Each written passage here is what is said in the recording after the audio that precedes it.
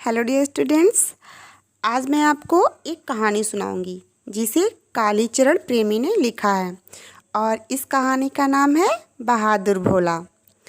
तो चलिए इस कहानी को सब लोग ध्यान से सुनिए।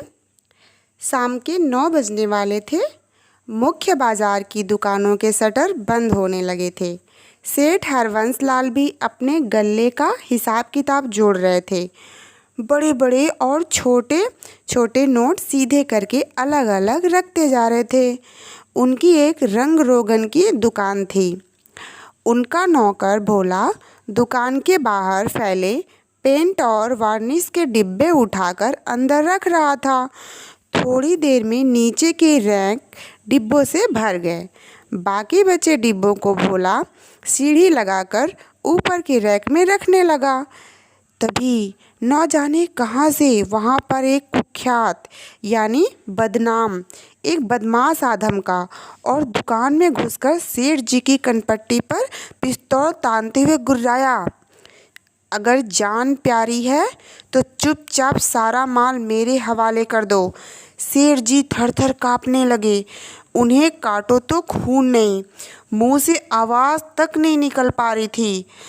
उनके सामने साक्षात मौत खड़ी थी। उन्हें कुछ सूझ नहीं रहा था कि क्या करें।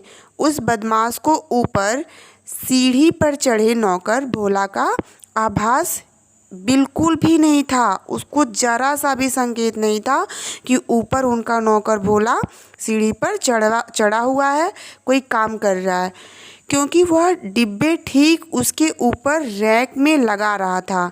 इसलिए नीचे घट रही घटना का भोला को अंदाज़ा भी नहीं लगा। उसे थोड़ा सा भी अनुमान नहीं हुआ। डिब्बे ठीक से रैक में लगाकर भोला वापस नीचे उतरने को हुआ।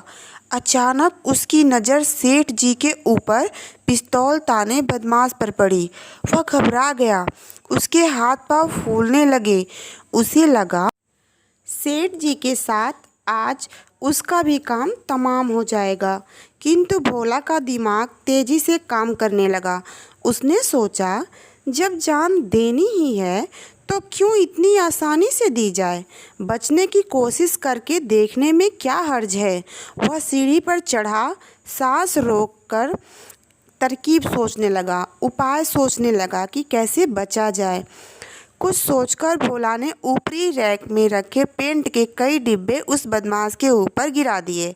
पेंट के डिब्बे अचानक सिर पर गिरने से बदमाश हड़बड़ा गया और घायल होकर नीचे गिर पड़ा। हाथ से छूटकर पिस्तौल एक ओर जा गिरी। भोला ने तुरंत सीढ़ी से सीधे उस बदमाश के ऊपर छलांग लगा दी। इसके बाद सेठ जी भी शोर मचाते हुए बदमाश पर टूट पड़े। वे उसके ऊपर लात घूंसे बरसाने लगे।